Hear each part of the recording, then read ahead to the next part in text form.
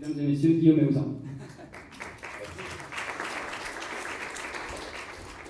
On m'entend? Ouais, c'est bon. Donc bonjour à tous. Moi je vais remercier Optimizely de m'avoir invité, parce que c'est un plaisir aussi quand même d'être là. Et comme je n'ai que 40 minutes, donc je sais que certains me connaissent un petit peu, en général je fais dans la longueur, je vais juste vous demander, Étienne nous a dit qu'on pouvait être très très interactif, si on pouvait éviter d'être interactif juste sur les 40 minutes, et après on peut être parfaitement interactif, parce que sinon ça va être compliqué pour arriver au bout. L'objectif, moi, c'est de vous montrer un petit peu dans la notion de culture de testing, de vous amener au testing. Ça veut dire de vous faire comprendre tout ce qui existe dans la conversion, tout ce qui est le plus important dans la conversion. L'idée, c'est de le montrer très simplement et surtout essayer de se décaler un petit peu de beaucoup de choses qu'on voit sur le web. La majorité d'entre vous, apparemment, sont entreprises. Nous, on est agence, donc une grande habitude de bosser avec beaucoup de sociétés comme vous. Et je vais essayer de vous montrer pas mal de choses qu'il faut enlever et comment est-ce qu'on va arriver au testing. Alors, le premier point, vraiment très rapidement, dans qu'est-ce qui est important pour votre stratégie web. Très souvent, on nous a répondu ces dernières années d'avoir un grand nombre de fans. Pour d'autres, c'est d'avoir un gros volume de trafic AdWords. Pour d'autres, ça a été la grande mode des positions sur Google. Donc, étant un des anciens spécialistes du référencement, moi je suis un anti-position Google actuellement. J'estime qu'il n'y a plus du tout de position sur Google, parce que c'est ce qu'on appelle les positions moyennes. Donc pour moi, déjà, cette partie-là, maintenant, c'est plus la plus importante, on la passe. Ensuite, le seul objectif et le seul et unique objectif que vous allez tous avoir, obligatoirement, c'est la conversion. Le volume de trafic, ça va être très bien, mais la base à la fin, c'est la conversion et le chiffre d'affaires. Petit rappel très succinct sur la conversion. Donc je vous rappelle, la conversion, ça peut être une vente, ça peut être un formulaire, c'est un petit peu ce que vous souhaitez. Votre taux de conversion ou taux de transformation, c'est le nombre de transfos sur le nombre de visiteurs. Je rappelle, ce n'est pas le nombre de visites, sinon ça ne marche pas très bien. On a une moyenne de 2 à 5%. J'ai vraiment fait une cote mal taillée. Et petit rappel, dans un magasin physique, c'est 50%. Officiellement, c'est même 55%. Ce qui nous laisse et ce qui vous laisse une très forte marge de progression. Et sur le web, ça nous laisse une énorme marge de progression. D'où le fait d'essayer de trouver quels sont les leviers qui vont nous permettre d'aller plus vite sur cette progression. Donc, pourquoi est-ce que, globalement, seul 1% des boutiques en ligne disposent d'un très gros volume de conversion? Vous avez des stats, notamment avec la FEVAD, qui nous donne, en gros, sur les 150 000 sites e-commerce en France, vous avez 1% de sites qui font plus de 10 000 transactions par mois, 9%, j'ai un peu triché sur le chiffre, c'est pour essayer d'avoir un 1, 9, 90. 9% qui font à peu près 1000 transactions par mois, 90% qui font moins de 100 transactions mensuelles. Ça veut dire qu'en gros, on a 1%, notamment dans les commerces, 1% des boutiques en ligne qui cartonnent, 9% qui s'en sortent correctement, 90% qui ne s'en sortent pas du tout. Et en fait, le secret de tout ça, ça va être dans les stats, ça va être dans le data, et on va se rendre compte de pas mal, qu'on peut trouver vraiment pas mal de choses. J'ai souvent une phrase, j'ai beaucoup de clients, et même des gros clients, quand on leur demande s'ils se plongent dans Google Analytics, qui me répondent toujours « j'ai pas le temps ». Or, le secret, il va être à l'intérieur. Alors, la réussite web, c'est vraiment une histoire de détails et de milliers de détails qu'on voit très très peu. Donc moi, c'est ce que j'appelle les détails qui n'en sont pas. Parfois, ils sont perceptibles. On peut se rendre compte effectivement que certains sites internet, il n'y a pas besoin d'Optimizely sur certains sites internet pour voir que le site, il faut vraiment tout changer. Mais pour beaucoup d'autres sites, c'est plein de petits détails imperceptibles, on appelle ça un petit peu subliminaux. Comme le web est une compétition, et comme dans toutes les compétitions, ça va être les petits détails qui vont faire la différence. Donc il va falloir identifier tous les petits détails qui vont nous permettre de gratter un petit peu de conversion par-ci, par-là, et d'optimiser notre site au fur et à mesure. On va clarifier tout de suite certaines choses. Un, le web, c'est ni de la magie, ni de la voyance. Très souvent, il y a plein de sociétés qui sont persuadées qu'en mettant un simple site en ligne, de façon magique, tout va très très bien se passer. On oublie qu'il y a un marché, il y a un monde économique derrière, qu'il y a une très très forte concurrence. C'est pas de la voyance non plus. L'idée de voyance, ça va complètement avec l'A/B testing. C'est supputations que l'on fait sur des sites internet en se disant si je change ça, ça ira mieux derrière. C'est ce qu'on voit quand même assez rarement. La réalité, on va la trouver dans le data. C'est ce que vous permet notamment l'outil d'Optimizely. Et c'est avec ça qu'on va arriver, ce que j'ai marqué, les statistiques, on peut leur faire dire effectivement tout ce que l'on souhaite, mais on peut aussi leur faire dire la vérité. Au lieu de se focaliser, ça c'est un de mes grands dadas, sur nos hausses de trafic en permanence, le référencement, nous on travaille On a une stratégie qui revient à un moment de 3 blocs. J'estime toujours qu'un site internet, pour être parfaitement équilibré en termes de trafic, doit avoir en gros un tiers de trafic référencement naturel, un tiers de trafic payant, un tiers de trafic social, média, newsletter, etc. Ça vous permet de ne pas être dépendant, d'être dépendant d'aucun biais. Donc, à la place de se focaliser en permanence sur cette hausse de trafic, en permanence sur son référencement, si d'abord on se plongeait dans ses stats et qu'on allait chercher sa conversion et comment optimiser sa conversion, on gagnerait quand même beaucoup de temps. Donc, grâce à Analytics, directement, vous avez 2 axes, en plus qui sont assez récents, qui sont assez intéressants. Pour étudier la conversion, on peut l'étudier par source de trafic, vous pouvez déjà le faire.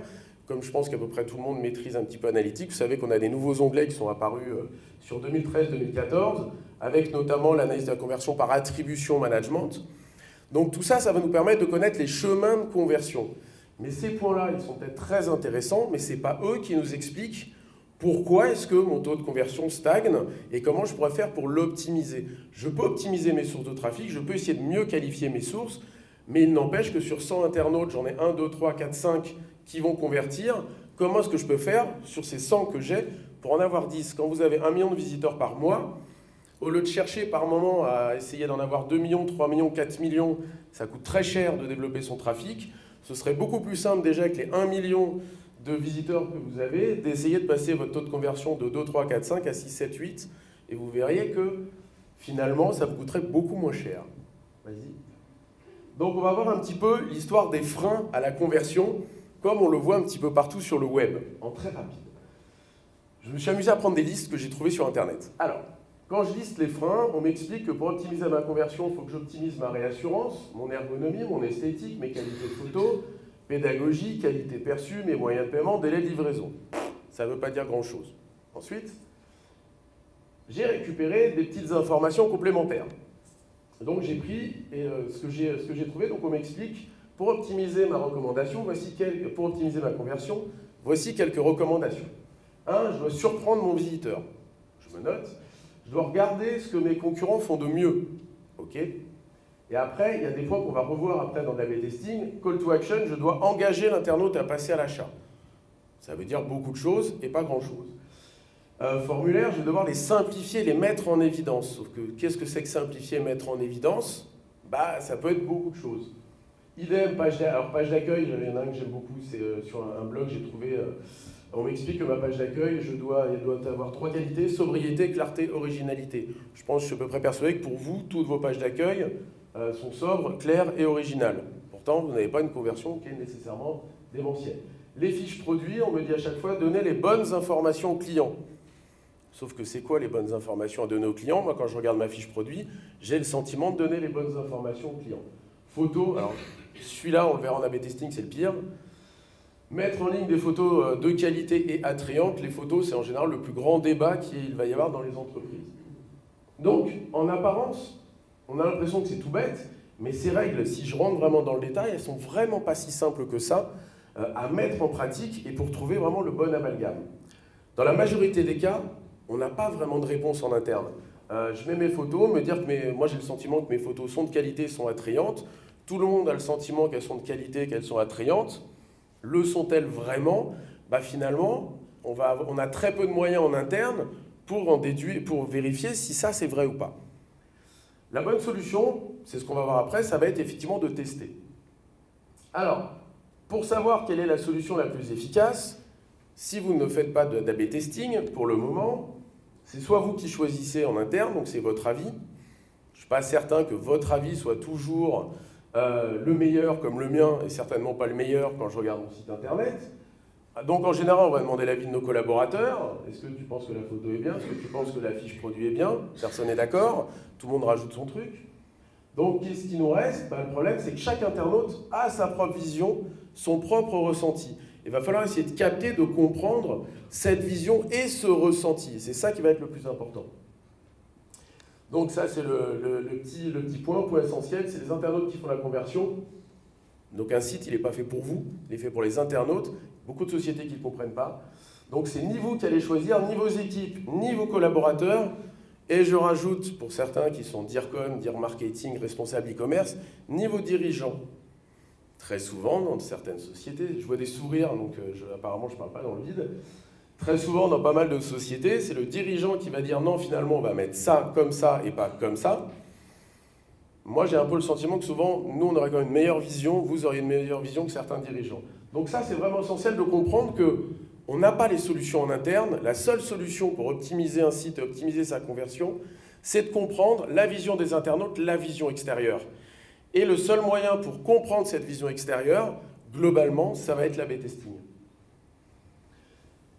Donc, j'ai mis une définition en vraiment deux lignes, puisque derrière, tout ça va nous être réexpliqué, puis il y en a une bonne partie d'entre vous qui maîtrisent. L'idée du A/B testing, c'est de comprendre l'expérience utilisateur, comment améliorer son site web, et ça par l'intermédiaire de tests de navigation, de perception de contenu, et très important sur un échantillon représentatif, voire sur la totalité de nos visiteurs. Nous, en interne, nous ne sommes pas un échantillon représentatif. Les 3, 4, 5, 10 membres de l'équipe, on n'est pas du tout un échantillon représentatif de nos internautes. Nous, on connaît notre produit par cœur, on connaît notre business par cœur. L'internaute, non. Donc, on doit essayer de comprendre sa vision à lui, et ça va être l'avantage de ce qu'on va voir après. Alors, j'ai mis quelques petits tests assez simples, juste pour essayer de faire tilter. Moi, je ne suis pas là pour vous faire l'atelier qu'Étienne notamment va animer après. Moi, je suis là pour commencer à faire percuter sur des petites choses. Et dans les tests que j'ai mis comme exemple, par moment, nous, il y en a qui nous ont même étonnés en termes de résultats, parce qu'on n'aura pas du tout choisi ces solutions-là nécessairement. Donc, premièrement, les tests simples, c'est bon, les monovariables. Donc, je vous rappelle, le call to action, vous devez engager l'internaute à passer à l'achat. Ce qu'on appelle, nous, une histoire de bouton. Alors, voilà un bouton. Donc, watch the tour, sign up now. Vas-y, reclique. On rajoute juste le hit 3 à côté. Juste en rajoutant ces deux mots-là, ce qu'on appelle du wording, ce site-là a obtenu un taux de conversion qui a augmenté de 28% pour juste deux petits mots. Plus 28%. Ça fait quand même rêver pas mal de monde. Ensuite, ici, pareil, sur la couleur du bouton d'inscription. Le bouton était vert, le test a été fait avec le rouge. Quand on passe au rouge, plus 34% de conversion.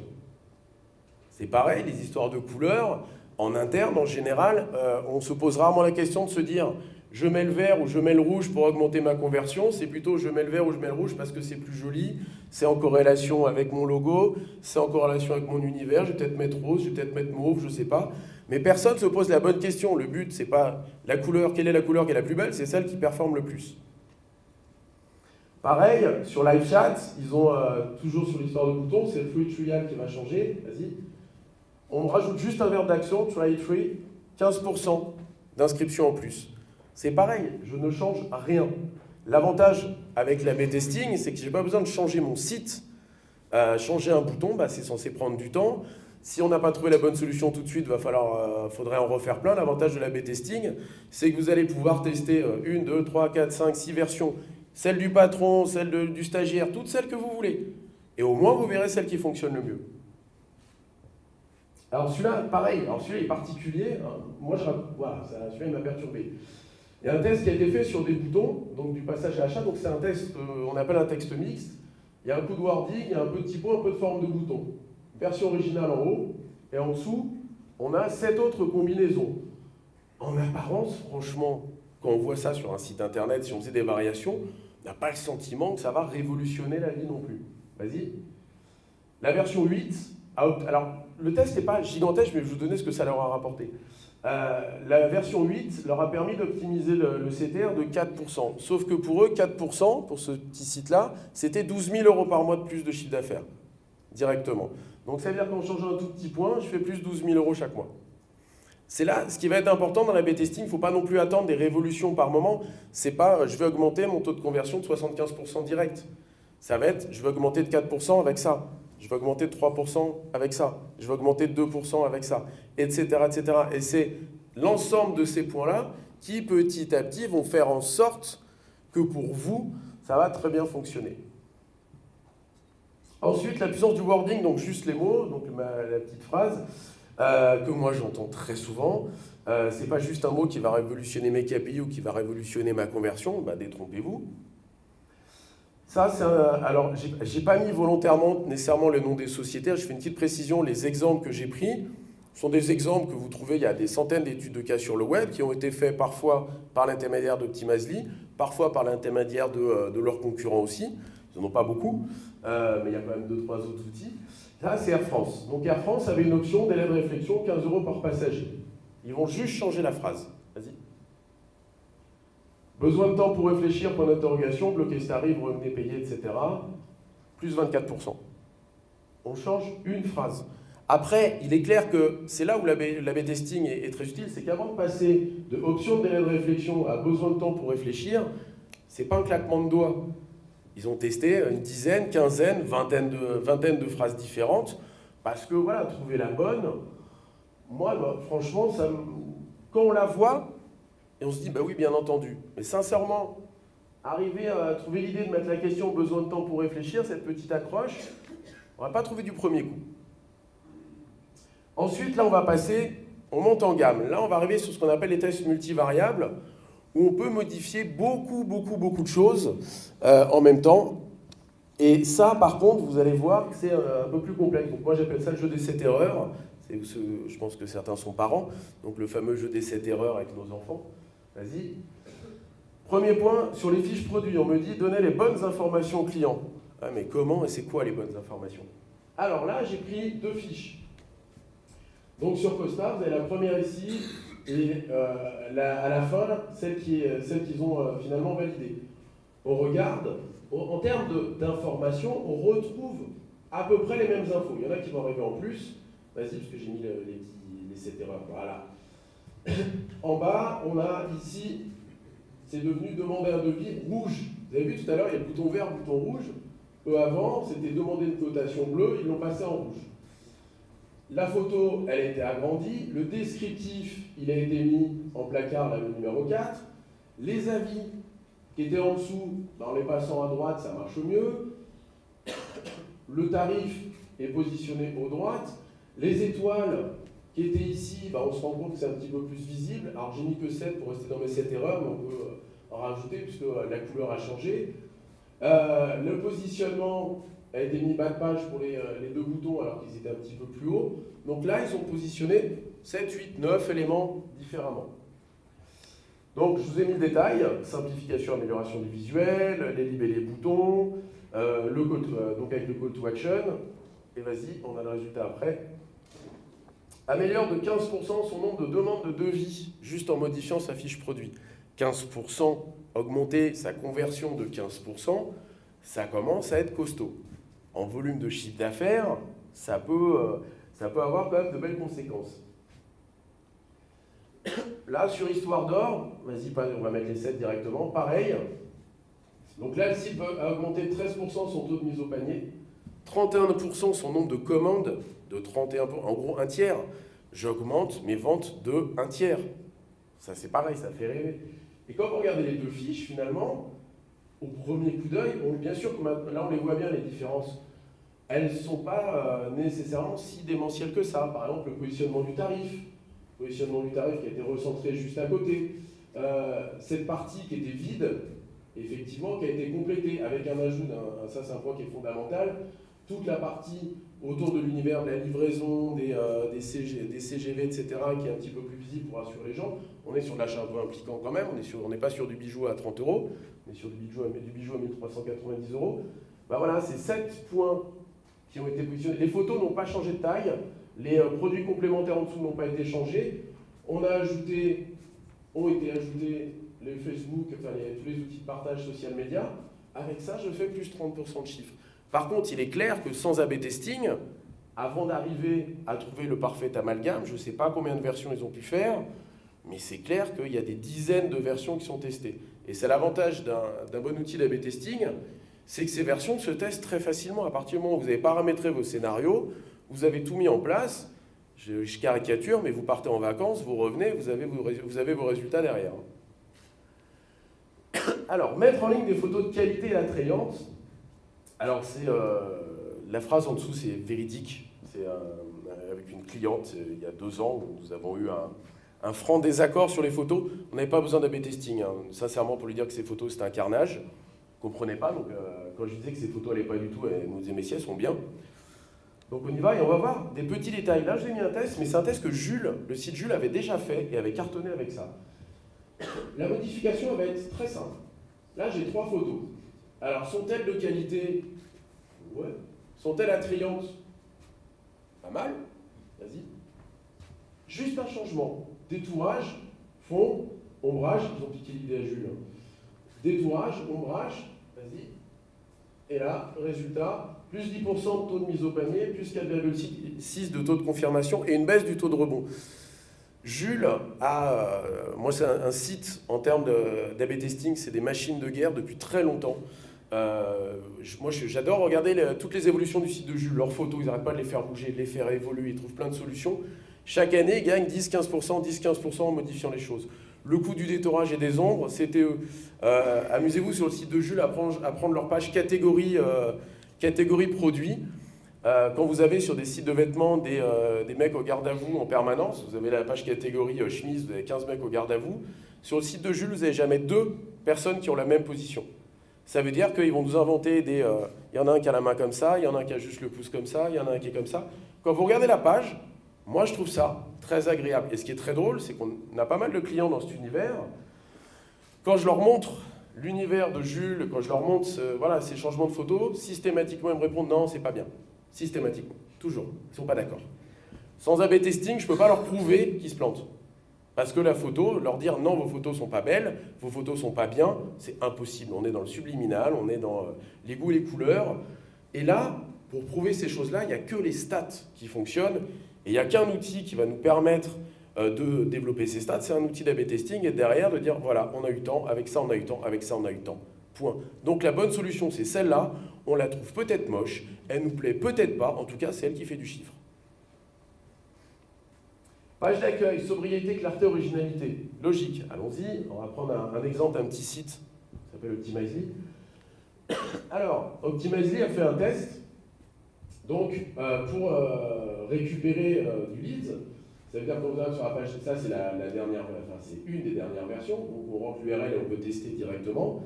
Avant, ils avaient cet univers-là. Donc je sais que ça leur a apporté beaucoup plus de résultats, mais je n'ai pas trouvé le chiffre. Et alors le suivant, ce que je l'ai rajouté hier soir, voilà, vas-y, bon, ça c'est là. Voilà, ça je vous ai gaulé hier. Vas-y, reviens. En fait, en ce moment, ils font, je ne sais pas s'ils le font en A/B testing, mais quand ils ont leur campagne AdWords, en ce moment, leur campagne AdWords, quand vous cliquez, vous arrivez sur cette page-là, et quand vous arrivez sur le site d'Optimizely, vous arrivez sur cette page-là. On va me donner le résultat de l'A/B testing, parce que sincèrement, ça, il ne me semble pas que ce soit le mieux. C'est plus rapide et c'est ça que vous aviez avant. Mais j'ai vu ça hier. Vas-y. Formulaire, alors ça, c'est pareil. Moi, je dis toujours à mes clients, formulaire, la seule chose qui vous intéresse, c'est le numéro de carte bleue des prospects, des internautes. Le reste, on s'en fout. D'avoir leurs coordonnées, leur date de naissance. Voilà. Par moment, on tombe sur des formulaires absolument démentiels. Et moi, on me répond systématiquement, oui, mais on a besoin de toutes les infos. Le problème, c'est que quand un dirigeant me dit, oui, mais nous, on a besoin de toutes les infos, je leur réponds, prenez déjà le minimum d'infos pour que les mecs s'inscrivent, après, vous leur demanderez le reste des infos. Plutôt que d'essayer de tout leur demander, vous en aurez 10 fois moins. Donc j'ai 2-3 exemples. Il y en a un, celui-là, il m'a étonné. Voilà, alors, le formulaire est situé comme ça, une sorte de pop-up plein milieu. Vas-y. Et sur l'autre page, ils l'ont mis en bas, comme ça. Vas-y, parce que j'ai mis les deux côte à côte après. Il s'avère que la deuxième solution, hausse de 50% de pages vues, c'est-à-dire que les gens ont poursuivi la navigation, plus 8% d'inscriptions supplémentaires. Ce qui est important sur celui-là, c'est qu'effectivement, on gagne en inscription, mais par contre, sur celui-là, ils avaient un taux de rebond démentiel. Parce que les gens, en voyant le pop-up, étaient persuadés qu'il fallait obligatoirement le remplir, on ne pouvait pas continuer la navigation, et donc ils s'en allaient. Et donc il y avait un énorme taux de rebond. Après, effectivement, en apparence, c'est moins intrusif. Moi, dans ma vision personnelle, je ne suis pas fan de la deuxième version. Mais si on me montre en A/B testing que la deuxième version est la bonne, ma vision personnelle, je m'en contrefous complètement. On va mettre les deux tout de suite. Voilà, ça, c'est pareil, ça c'est un petit test simple. Ça, c'est le formulaire classique qu'on trouve sur à peu près tous les sites internet. On avait fait un test sur un autre formulaire qui, en termes de design, est beaucoup plus sympa. Où on regroupe les choses. Là, on a l'impression qu'on a une tartine à remplir d'un coup. Ici, voilà, c'est plus agréable. Qui êtes-vous pour vous joindre? D'où êtes-vous? Et surtout, quelque chose qui marche très très bien, la notion de pré-remplissage. Donc là, on a un pré-remplissage simple qui nous donne juste les indications de ce qu'on doit faire, ce qui évite d'ajouter toutes ces colonnes-là. Il y a un autre pré-remplissage qui peut être fait en A/B testing, c'est quand vraiment, au lieu de marquer nom, prénom, on marque les exemples, ce qui permet de simplifier les choses. Ça a permis d'obtenir 35% de remplissage en plus. Donc c'est là où on se rend compte que voilà, faut tester des petites variables, des petites choses. Là, il y a beaucoup moins d'infos, il y en a qui ont été éliminées dès le départ. Enfin voilà, moi, quand je vois téléphone, fax, ça me perturbe toujours. Le pire, sur un site il n'y a pas très longtemps, c'était un site qui fait du B2C et du B2B.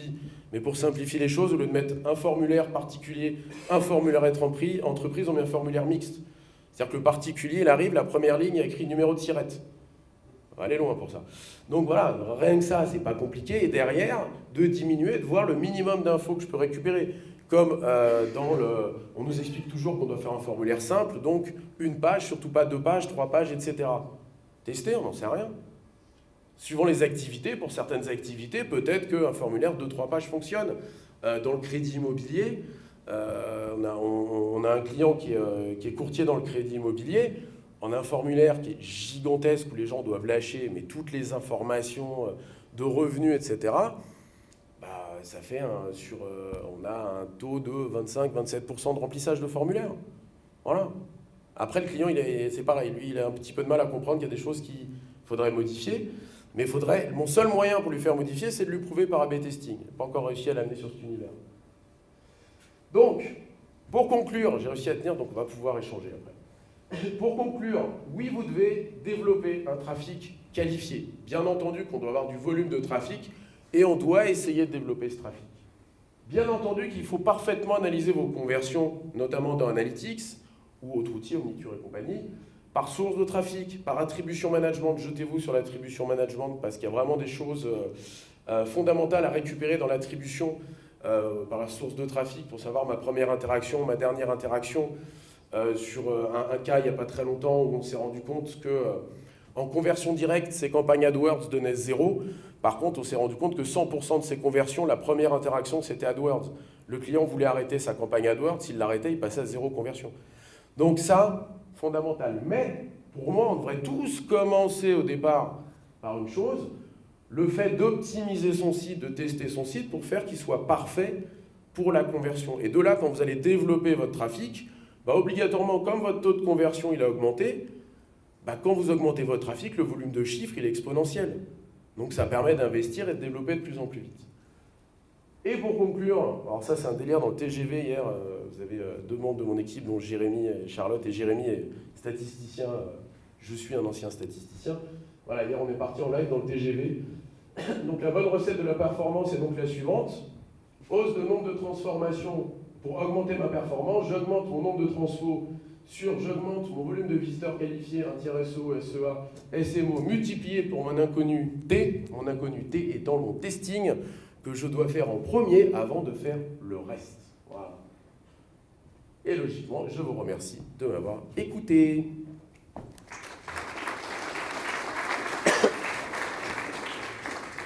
Et si vous avez des questions, je suis là. Du coup, j'ai du temps. Merci beaucoup Guillaume. Exactement, je peux faire passer le micro dans la salle. Est-ce que vous avez des questions? N'hésitez pas à lever la main, des remarques aussi. Tout ce que vous avez, n'hésitez pas à nous en faire part.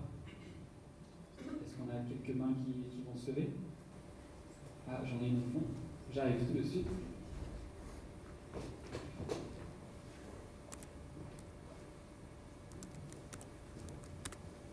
Bonjour. Bonjour. Merci beaucoup pour votre intervention qui était très claire. Merci. J'ai une simple question. Vous poussez beaucoup pour dire voilà, le testing c'est ce qu'il faut faire. Comment est-ce que vous gérez chez vos clients, par exemple, s'ils vous répondent oui, mais j'ai peur que je mette en place un test et que ça fasse tomber la conversion et que je fasse perdre de l'argent à mon site. Quand on met en place un test, l'idée c'est qu'on peut aussi cibler ce test sur un échantillon. On n'est pas obligé de travailler sur la totalité du volume de trafic. Ça va, effectivement, c'est un des éléments qui est extrêmement important. En général, quand on commence à rentrer dans la notion de test, on ne part pas dans la révolution. on part sur des petits points, sur des petites choses. On va essayer d'optimiser un tout petit peu le formulaire. On va se dire, tiens, telle typologie de fiche produit, on va voir, on va la tester, on va essayer de la changer. Et quand on se rend compte que ça performe, on va commencer à développer les choses. Bien entendu qu'il ne faut en aucun cas faire un testing complet. Mais finalement, 18% des boîtes n'ont jamais fait de testing. Leur seul testing, c'est quoi? J'ai un site internet, il ne me plaît pas. On va le changer. On le change d'un coup. On est bien d'accord que là, on a fait un test redoutable. On vient de faire révolution complète. On a mis un nouveau site en ligne. S'il ne performe pas, on fait quoi? On n'est pas bien du tout. Donc, cette notion, je suis entièrement d'accord. Moi, ce que je vois par rapport à ce que vous me dites, c'est que le premier point, déjà, c'est de faire comprendre qu'il faut tester des choses. Quand on dit tester, il y a la B-testing, entre guillemets, sans être méchant avec Optimizely. On peut aussi faire du testing à papa, tranquille, en changeant un peu son formulaire, voilà, en vérifiant un petit peu ces petites variantes, soi-même, sans aucun souci. Mais bien entendu qu'il ne faut pas faire des révolutions. Mais finalement, 95%, ils font des révolutions en changeant tout d'un coup, sans contrôle, sans vérification. L'avantage quand on n'est qu'une plateforme d'A/B testing, l'avantage, c'est qu'on va décider que, je ne sais pas, à telle ou telle page, on la fait apparaître qu'une fois sur 4. Ça veut dire que dans les 3/4 des cas, je garde ma version réelle, et dans un quart des cas, je fais une autre version, ou je fais tourner 2 autres versions dans un quart des cas, donc juste sur un quart de mon trafic. Il ne faut pas effectivement partir complètement dans des délires. Moi, je suis très petit point par petit point, petit détail par petit détail. Finalement, c'est plus les clients par moment qui font des grosses révolutions et un petit peu trop rapides. Et je pense que plus on change petit détail par petit détail, quand on cherche à gratter des petits points par petit point, qu'on arrive au résultat. Très souvent, le problème, c'est l'attente qui est du test en A/B testing ou quand je modifie l'ergonomie de mon site, où on est persuadé que ça va nous donner, d'un seul coup, on va tripler la conversion. Et c'est là où c'est assez compliqué à faire comprendre, surtout dans des groupes où il y a au-dessus de vous certains responsables qui n'ont pas nécessairement les compétences et la vision des choses de la cellule web marketing de l'entreprise et qui ont du mal à comprendre que pendant 3 jours, vous faites plein de boulot qui vont vous permettre de gratter 0,1, 0,2, 0,3 points. Sauf que si mon taux de conversion il est 2 et que je le passe à 2,2, je viens quand même d'augmenter de 10% mon chiffre d'affaires. Donc si en faisant un petit test, entre guillemets à 2 balles, j'augmente mon chiffre d'affaires de 10%, c'est quand même très intéressant, ça ne m'a pas coûté très cher. Le problème, c'est que très souvent, les entreprises, plutôt que de travailler cette conversion, d'essayer de faire des petits tests pour augmenter sa conversion, tout le monde cherche à développer son trafic. Ça coûte 10 fois plus cher. Nous, on a explosé sur les AdWords cette année, vu que le référencement devient un art de plus en plus complexe, toutes les sociétés sont jetées sur les AdWords. Google est content, parce que comme c'est un système aux enchères, ça tombe bien, plus on est nombreux, plus il s'éclate, et essaye de récupérer des tonnes et des tonnes et des tonnes de trafic. Quand vous payez, on voit des boîtes qui payent des 1 euro, 2 euros, 3 euros le clic, pour avoir 1%, 2% de conversion, il ferait mieux d'abord de faire du test, et ensuite de mettre tout leur pognon sur AdWords une fois que les tests ils sont corrects. Mais pour moi, il faut vraiment y aller pas à pas. C'est surtout quand on rentre dans cet univers-là. Nous, on a fait beaucoup de testing sans outils d'A/B testing. Optimizely, on a depuis 2010. Quand vous cherchez les outils d'A/B testing, je sais pas, il y en a quoi, 2 ou 3, j'en connais 2 ou 3. Ils ne le savent pas, mais dans le dernier slide, en plus, dans les exemples et les cas que j'ai pris, pour rester correct, il y a des cas que j'ai pris chez leurs concurrents aussi, et j'ai mis les URL de leurs concurrents quand même.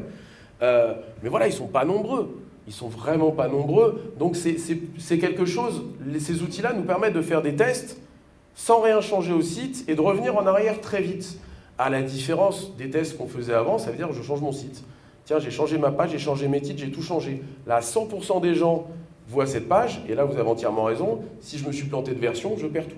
Mais il faut vraiment y aller step by step, petit truc par petit truc. Et après, on y prend goût, par contre. C'est-à-dire que quand vous commencez à gratter 0,1, 0,2 en changeant ça, alors là, vous commencez à vous dire, quand vous détectez que le bouton, le fait d'avoir mis des petits points ronds et des petits points carrés, vous avez gratté 0,3 points, bah vous allez commencer à mettre du rond partout. Voilà, c'est plein de petites choses comme ça. Ça devient limite amusant à un moment. Je crois qu'on a une autre question, c'est bien ça au premier rang, avec bien sûr le livre en cadeau. Bonjour, je voulais savoir comment vous positionnez les tests utilisateurs, si pour vous c'est encore d'actualité, et est-ce que c'est complémentaire par rapport aux tests AB? Quand ce que vous appelez les tests utilisateurs, c'est avec des groupes de tests? Oui.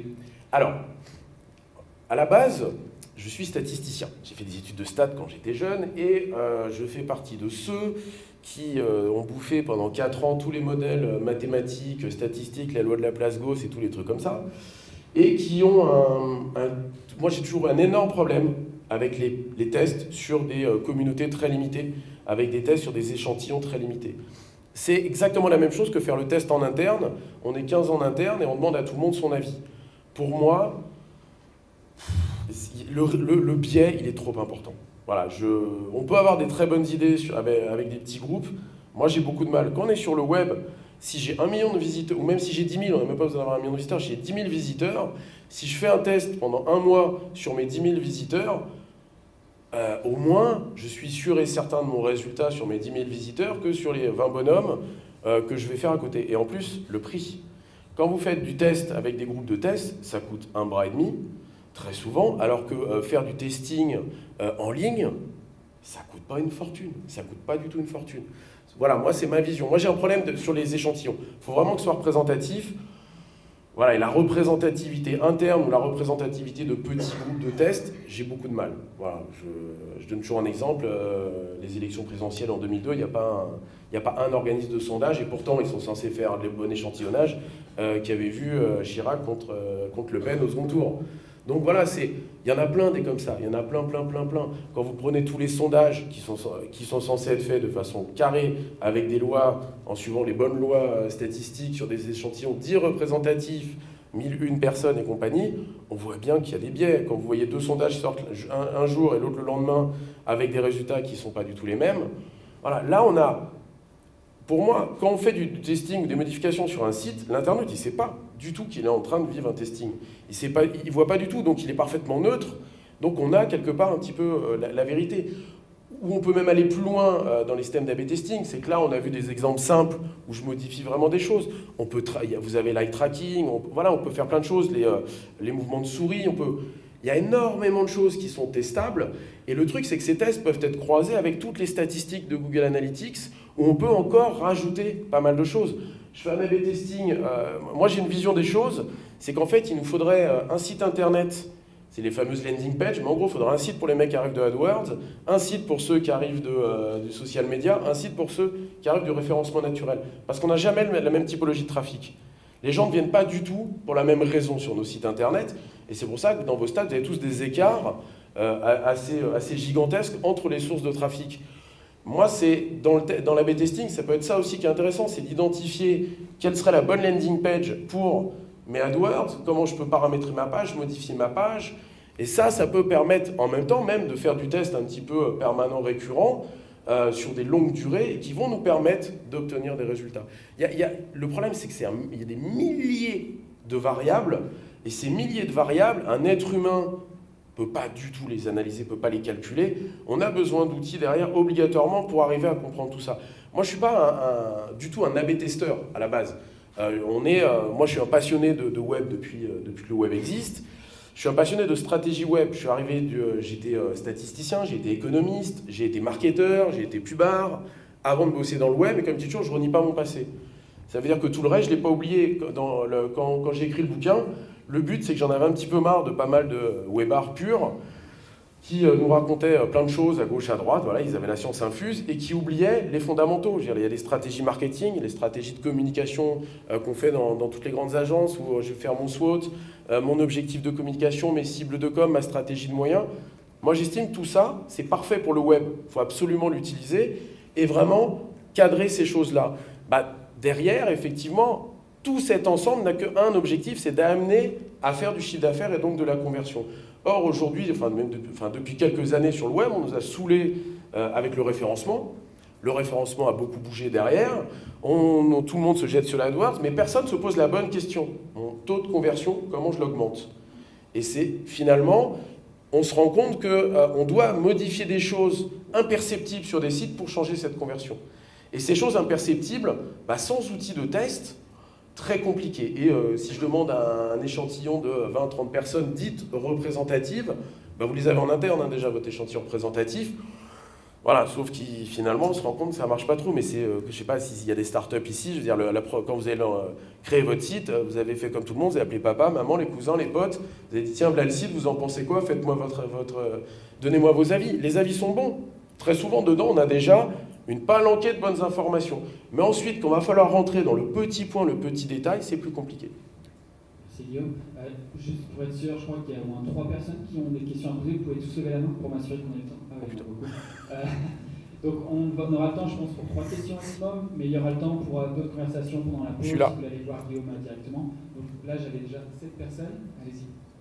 Ah, on gagne le livre quand on pose une question, c'est pour ça que tout le monde lève la main. Deux petites questions très rapides. La présentation que vous venez de faire, elle sera disponible ? Nous, on va la rendre disponible, on va voir là aussi, c'était filmé là. Là, je l'ai filmé là, sauf que comme je me suis décalé, on entendra le son, mais on verra plus ma tête. Deuxième question, à partir de quand on estime qu'un test qu'une version est concluante ? En gros, comme je suis un peu impatient, est-ce qu'il faut vraiment que j'attende un mois avant de décider ? Alors, c'est pas une question de délai nécessairement, c'est une question de volume. Si vous avez un site qui fait... alors, juste une précision, Optimasi dans les ateliers répondront de façon beaucoup plus précise, parce qu'ils ont quand même une habitude, ils en mangent beaucoup. Mais dans ma vision de un peu statisticien, d'ancien statisticien, le problème c'est mon volume. Si vous faites 1 million de visiteurs par mois, en une semaine, en 250 000, c'est bon, hein, vous avez la validité de vos tests. Si vous avez un site qui fait 2000 visiteurs par mois, faut au moins 1 mois, 2 mois, 3 mois pour être sûr d'avoir quelque chose d'assez représentatif. Surtout si vous avez une variable qui se détache d'un coup, ok, super. Si par contre c'est border, dans pas mal de cas où il y en a qui ont hésité, tel test donnait plus 2,3, tel test donnait plus 2,8, est-ce que je prends le 2,8 au lieu du 2,3 ? Voilà, là moi il me faudrait plus de volume. Donc le problème il n'est pas sur le temps, il est sur le volume. Ça veut dire, voilà, si j'ai vraiment un échantillonnage très costaud, c'est bon. Après, n'oubliez pas un truc, un test c'est pas définitif. Vous mettez quelque chose en ligne parce que le résultat vous dit que c'était bien, vous le mettez, vous vous rendez compte que ça marche, finalement ça ne marche pas, bah vous revenez en arrière et vous retestez autre chose. Le test n'est pas non plus fiable à 100%. N'oubliez pas les modes, n'oubliez pas que les internautes y changent. Voilà, ce qui est valable aujourd'hui est plus valable demain. C'est un monde sans fin le web, il ne faut pas l'oublier, on est à la préhistoire du web aujourd'hui, on démarre. Hein. C'est vraiment le début du début. Je crois que voilà, on a 7 personnes qui levaient la main. Et qui gagnent son livre. Pour une dernière question, et ensuite n'hésitez pas à venir n'hésitez pas à revenir vers Guillaume, vers moi-même, vers d'autres personnes. Bonjour, vous avez parlé de tests monovariables et multivariables. Ouais, c'est un mot à moi, c'est une expression à moi ça. Ok, non mais en fait moi ce qui m'intéresse c'est de savoir est-ce que vraiment avec le multivariable on va pouvoir déterminer ce qui fait vraiment la différence puisqu'on fait bouger pas mal de variables, du coup laquelle marche vraiment et laquelle est intéressante. Quand on a une plateforme de testing, la réponse elle est oui. Après, entre j'ai ma version de départ et je trouve la bonne version, il y a beaucoup de temps parfois, et il est clair que c'est pas l'outil test c'est très bien, mais il faut du cerveau derrière, obligatoirement, parce que effectivement ça fait style quand on vous montre le truc, ça au départ et ça à l'arrivée, mais avant d'y arriver, il va falloir trouver les bonnes idées. Sur la page sur le tourisme, sincèrement, pour arriver aux idées qu'ils ont mis à la fin, voilà, moi, mettre tout ils ont vachement chargé la page. Ça n'aurait pas du tout été ma première idée, moi. Je la trouvais trop vide, la première, mais j'aurais pas été jusque-là. Après, bien entendu, qu'on va ajouter... Là, quand vous voyez un multivariable, on voit plein de choses. On voit le début, on voit la fin. Mais il ne faut pas varier en un claquement de doigts. Au début, pour moi, on fait quasiment tous que du test monovariable au départ. On teste un truc, puis on en teste un autre. Et c'est à la fin, quand vous regardez votre page à la fin, vous dites « Ah bah finalement, on a changé ça, ça, ça, ça. » Donc, c'est à la fin qu'on en déduit le multivariable. Pour moi, quand on en arrive au point d'être capable de faire du multivariable direct, il faudra voir un petit peu avec leur expérience client, mais c'est qu'on en a fait du testing et qu'on a... Voilà, moi, je me vois pas m'embarquer du tout avec un site en lui pondant en direct les bonnes idées de page produit avec toutes les variables différentes, parce que bien entendu, là j'ai mis le jeu de cette erreur avec cette variable. Si je crée 10 versions différentes qui chacune ont cette modification, bien entendu que je peux démultiplier ces modifications. Pour moi, le test, on doit le faire un par un mono, voilà, petit point par petit point. Problème qu'on peut avoir, si je prends leur outil, c'est tellement marrant dans leur outil, on change tellement les trucs vite, qu'on est vite tenté de changer beaucoup trop de choses, et qu'on se met, voilà, ah bah tiens, je vais changer ça, tiens, je vais changer ça, voilà. Et ça peut être le danger, quand on a un outil qui est simple et accessible, voilà, je précise toujours, je ne suis pas du tout informaticien, Moi, je suis vraiment marketeur, web marketeur pur. La technique, c'est pas du tout ma tasse de thé. C'est pour ça que j'aime bien, voilà, avant les testings avec Google, c'est les sites optimizers. Si vous n'avez pas un développeur sous la main, c'est quand même showtime. Là, voilà, quand on peut tout changer, on peut être tenté de changer trop de choses. Et là, effectivement, on part de l'autre côté, on fait une énorme connerie. C'est qu'on va peut-être changer des choses qui étaient performantes. Moi, dans ma vision du testing, c'est vraiment step by step. Le problème du step by step, quand vous êtes patron de votre boîte, ok, si c'est vous qui dites on va faire step by step, ça va. Quand vous êtes responsable de la cellule web marketing de votre boîte, le patron, il a un peu de mal à vous dire, quand vous lui dites je vais y aller step by step, parfois il a un petit peu de mal. Mais la vraie solution, c'est step by step. Moi, ça par contre, je ne change pas là-dessus. Après, de vouloir s'amuser sur certaines pages, ça peut se faire. Ça veut dire que vous pouvez très bien, mais ne prenez jamais le produit le plus, c'était la première question tout à l'heure, prenez jamais le produit que vous vendez le plus. Mais voilà, vous prenez le produit que vous vendez le moins, et celui-là, effectivement, la page, vous la cartonnez, vous faites un stock de tests complet à l'endroit à l'envers, et je pense que c'est parfois, justement, en faisant tous ces tests à l'endroit à l'envers sur une page qui a peu d'utilité, même si elle a du trafic, que vous allez percuter sur des mono-variables. Le bouton sur ce truc-là, on le rebalance sur toutes les autres pages. Moi, je le vois plus comme ça. Mais oui, le multivariable, il faut y aller. Je vous les ai mis pour vous montrer qu'il y avait des pages entre le début et la fin, il y a eu plein de changements. Ils y ont été un par un. Voilà. D'abord, ils ont dû agrandir la photo. C'était trop blanc, ils ont mis un peu de gris, ils ont ramené le prix un peu plus près. Et au fur et à mesure, ils se disent, tiens, si on ajoutait ça, tiens, si on ajoutait ça, je pense. Merci Guillaume. Et la dernière question, je pense que c'est pour Mehdi qui avait levé la main depuis un petit moment. Ensuite, n'hésitez pas encore une fois à revenir vers nous pour votre question. Mehdi, donc AWF. Bonjour, merci pour cette présentation. Merci. Comme vous avez dit, en fait, il faut l'intelligence derrière pour pouvoir les tester. Et ma première question étant, pour vous, et hormis Google Analytics ou alors des outils d'analytics, quels sont les outils que vous utilisez au préalable pour pouvoir faire un constat, déterminer que vous allez tester telle ou telle chose? Le cerveau, il n'y en a qu'un. Et hors outils d'analyse?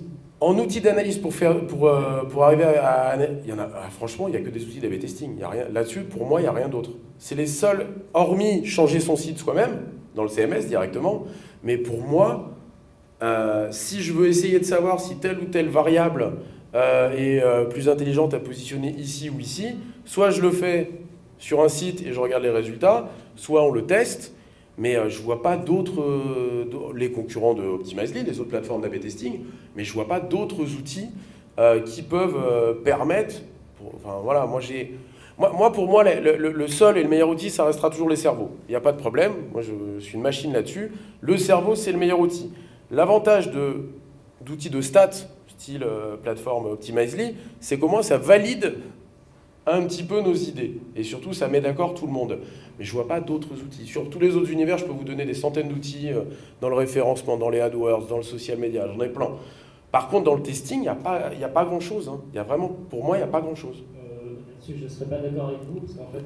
Avec plaisir. Sur une fiche produit, par exemple, qu'est-ce qui vous fait dire que vous devez changer la couleur d'un bouton, ou alors changer l'emplacement d'un titre, ou rajouter des éléments de réassurance? Mais comment vous le savez? Expérience. L'habitude, la bouteille. Ah bah, sincèrement, il n'y a pas... On peut avoir une liste. On pourrait très bien se faire des listes complètes de...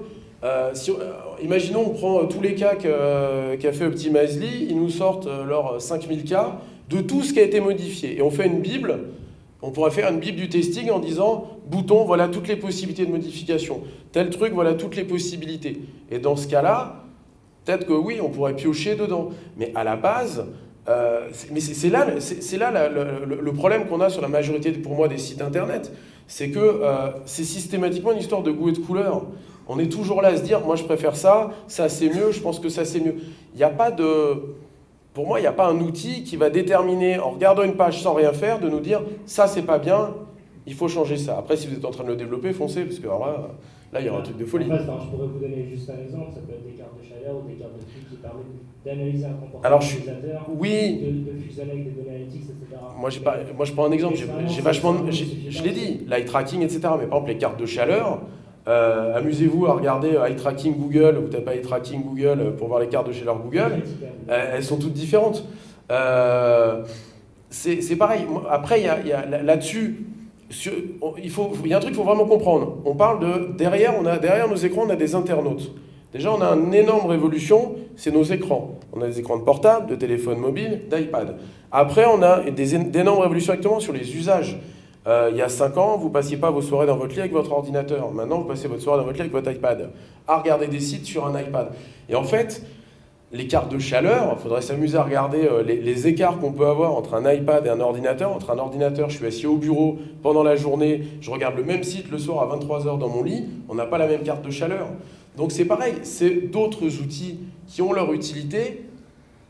Moi, j'ai jamais... Moi, j'arrive pas à me dire à faire confiance à une carte de chaleur. J'avais testé il y a des années, il y avait une boîte qui avait développé tous les outils de mouse tracking, eye tracking, etc., qui faisait plein de tests. Oui, effectivement, ça me pouvait mettre le doigt là où ça fait mal. C'est-à-dire que, par exemple, j'ai une zone blanche. C'est-à-dire que je vais avoir une zone qui, pour moi, me semblait pour mon site importante, et je vois que personne la voit. Donc là, dans ce que vous dites, je suis d'accord. Je dis, merde, là on s'est raté, personne ne voit mon truc. Mais derrière, j'ai compris que personne ne le voyait, mais pour savoir quelle est la bonne solution, on va être obligé de tester parce qu'on sera incapable, nous, humainement, de trouver la solution. Humainement, on va dire, moi, je vois 5 solutions possibles. Ça, ça, ça, ça ou ça. Après, laquelle est la bonne? Moi, j'en sais fichtrement rien. Je vais avoir une idée. Mais par exemple, quand j'ai monté la conférence, je m'en suis mangé plein des cas. Sincèrement, il y a des cas... Avant de regarder le résultat, moi j'aurais pas du tout eu la bonne réponse. Le truc avec les 8, là, que ce soit le dernier en bas, moi ça m'aurait pas c'est pas du tout celui-là qui me plaisait le plus. Donc par moment, voilà, y a des choses, c'est pareil, moi le truc qui m'amuse le plus dans le testing, c'est le wording. Ça veut dire quand on voit qu'un mot peut changer autant de choses, bah, moi ça me perturbe, ça me perturbe. Mais par contre, voilà, souvent on a besoin de validation. Moi, ce que j'aime, je ne dis pas qu'il faut faire de la B-testing à fond, mais la B-testing a un intérêt, c'est la validation de la réflexion. Vous pouvez très bien, vous, avec des outils, vous donner plein d'idées, vous dire, on pourrait faire ceci, ça m'a l'air bien, ça m'a l'air bien. Mais pour en être sûr et certain, soit vous mettez en ligne ce que vous avez préconisé sur 100% des gens qui viennent sur votre site. Si vous avez bon, génial, si vous êtes planté, galère. Soit on le teste, et ça permet effectivement de voir avec les variables lequel est le meilleur. Mais effectivement, les zones de chaleur, si on veut, ouais. Mouse tracking, par exemple, j'ai du mal, moi. Mais bon, c'est des petites choses comme ça. Mais c'est des outils qui... Tout ça, c'est complémentaire, hein, de toute façon. Mais la base, pour moi, c'est le cerveau. Ça ne changera rien, ça. Les bonnes idées, elles viendront toujours du cerveau. Super. Elles seront validées par la stat.